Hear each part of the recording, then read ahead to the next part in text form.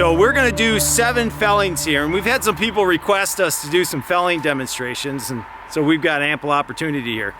And on felling, there's a couple of key principles that you wanna remember. You want a very open face notch, a 70 to 90 degree notch.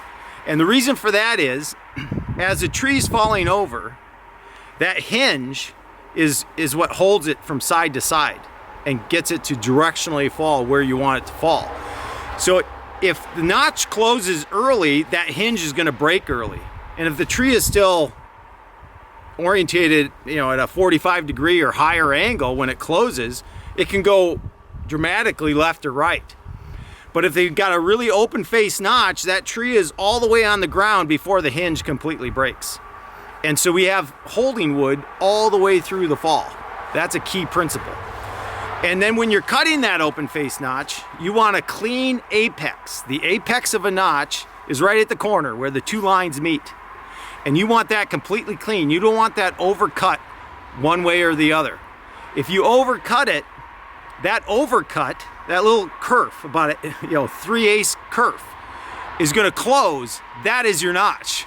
I don't care what you do out here, that 3/8 line is your notch. And it closes, and then the hinge starts to break on one side or the other when the tree's almost standing perfectly straight up and down. And so then that's when something catastrophic can happen. So you really want a clean apex of your notch. And then the back cut, a lot of old school manuals will show the back cut, 2 inches higher than the apex of the notch. And that's really erroneous, because it's easy to overcut your apex, which then makes your hinge a break cut. And then the tree can fall any direction it wants to fall. And so you want a very consistent hinge. So you cut your back cut at the exact same level as your apex of your notch. And that will allow you to really see exactly how thick your hinge is. And we want to leave ordinarily, 3/4 of an inch to an inch hinge, somewhere in there in most cases.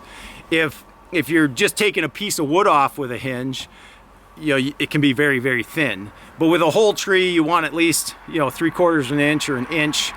And if you get too big of a notch, you can get a barber chair where the tree will crack and fail in a way that could kill you at the base of the tree. So I'm gonna demonstrate it, and we'll try to get it on film, and you can see those different things. We'll talk through them, but those are some of the key principles in felling. Now I'm gonna demonstrate some plunge cuts as well, where we take out the middle of the tree first and then cut the final backstrap. We're gonna be pulling with loader, so we've got some artificial force on the tree, and we don't want to create a barber chair situation where the tree might split. And if we take out that middle wood first with a plunge cut, we can avoid that risk. So those are some of the principles, and we'll get going. As you see me cutting these notches, you can notice I cut the top cut first, and then I make the bottom cut. And what that allows me to do is sight down that first kerf. I'm actually looking through the kerf that I cut with the saw first, and I can see where my bottom cut is coming, so I can avoid overcutting the apex of the notch.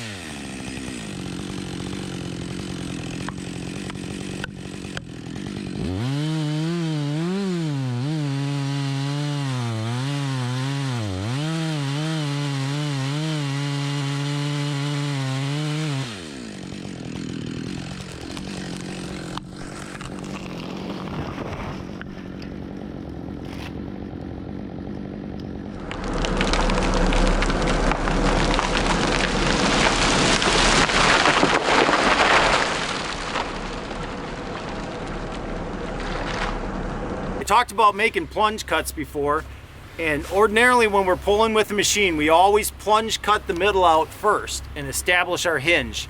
I didn't on this is our smallest tree, and so I just made a back cut, and we were pulling with the loader, and so the strength of the loader started pulling the tree before I was finished, and you know, I just aborted to be safe.